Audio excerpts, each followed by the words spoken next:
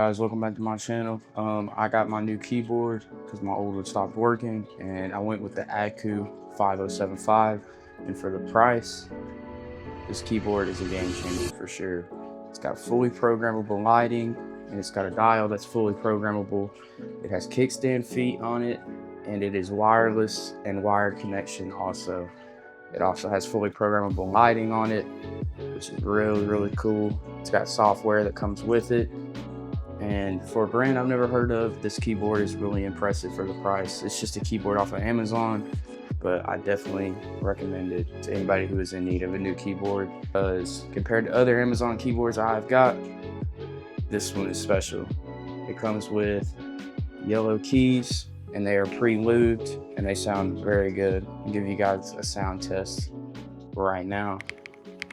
And as you can see, they sound very good for them being straight out of the box. It comes with keycap puller, spare keys.